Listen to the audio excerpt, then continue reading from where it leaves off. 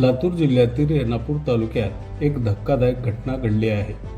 एका 24 वर्षीय तरुणाने प्रेम प्रकरणातून सुरू झालेल्या वादानंतर इंस्टाग्रामवरून होत असलेल्या धमक्या आणि मानसिक तणावाला कंटाळून गळफास घेऊन आत्महत्या केल्याची धक्कादायक घटना घडली आहे। तेजस घोडके असं या तरुणाचं नाव असून आत्महत्यापूर्वी त्याने सुसाईड नोट लिहित आत्महत्याचं कारण सांगितलं आहे। लातूरच्या रेणापूर तालुक्यातील मोरवड येथील हा तरुण असून या घटनेमुळे मोरवड परिसरात खळबळ उडाली आहे। मिळालेल्या माहितीनुसार संबंधित तरुणाचे एका युवतीसोबत प्रेम संबंध होते। काही दिवसापासून दोघांमध्ये वाद सुरू होता।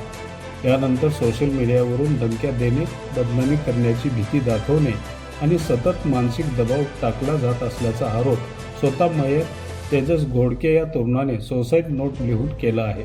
सदरील घटनेची माहिती मिळताच रेणापूर पोलिसांनी घटनास्थळी धाव घेत पंचनामा करून या प्रकरणात 4 जणांना रेणापूर पोलिसांनी ताब्यात घेतले आहे, तर अधिकचा तपास रेणापूर पोलीस हे करत आहेत।